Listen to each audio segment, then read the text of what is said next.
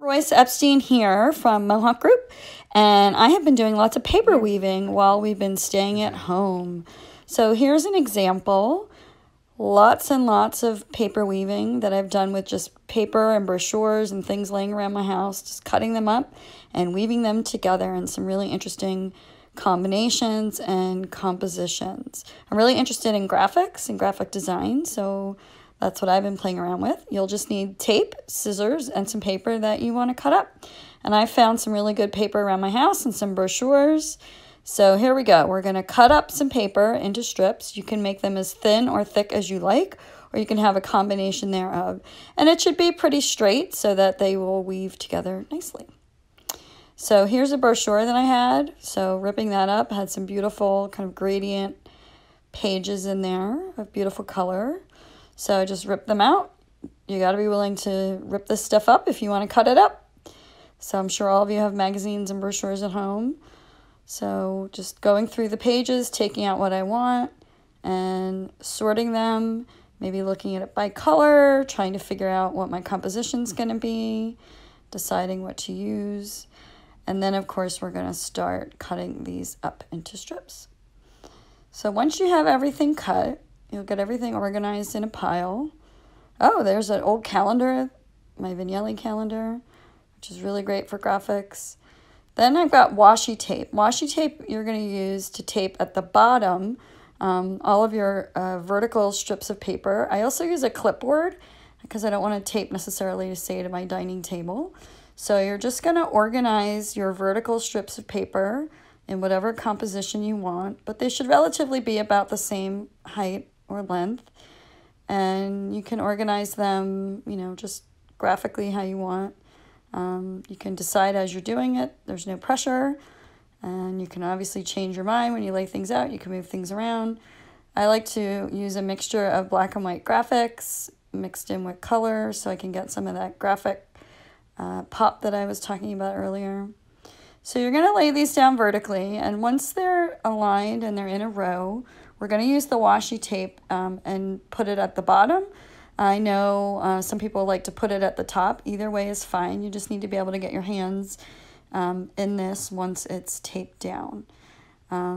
So once you get the composition done the way you like it and adhere it down, we're making basically what's called our warp. And that would be like on a loom, that would be the yarns that run in the vertical direction. But of course, we're not using yarn here, we're using paper. So we're kind of mimicking what the warp would be.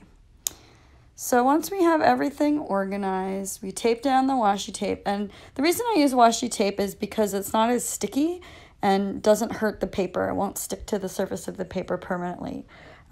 So if you can get your hands on some washi tape, it's basically Japanese rice paper tape. It works really, really well for this exercise. So you can see I'm aligning everything. I'm aligning the paper and now putting the washi tape down. Okay, so my warp is ready to go. So now there's an overhead view showing putting the weft in, which are the horizontals. So this would be going over, under, or you can start under, over, however you want.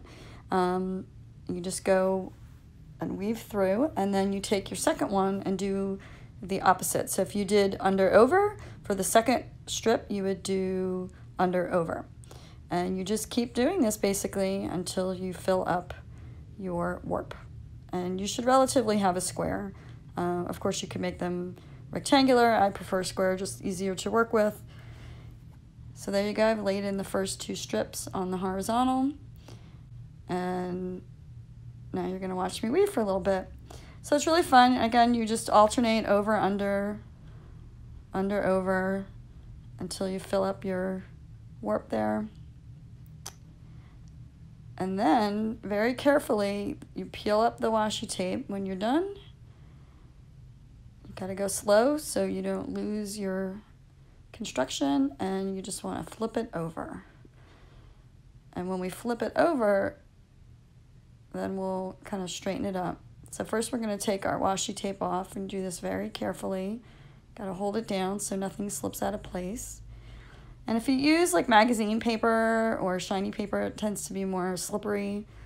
Cardstock is good to use because it's a little more firm. It doesn't move around as much. Gives you more tension in the weave.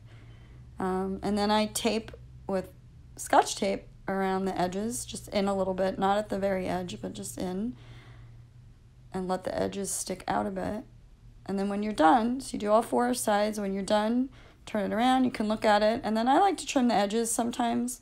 Sometimes I leave them. It just depends how much room there is. I have friends I weave with that like to leave the edges all frilly, but you can see there I'm cutting the edges off. So do that on each side, and then you're done. It's really that simple. Hopefully you'll have fun making these at home.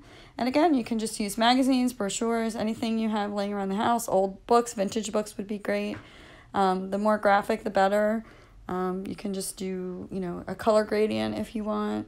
I was very influenced by collage. Growing up, I've always done paper collages, so this is a lot of fun to figure out how to make sort of a woven version of a collage. So I hope you enjoyed this, and I hope you get to try this at home. Thank you!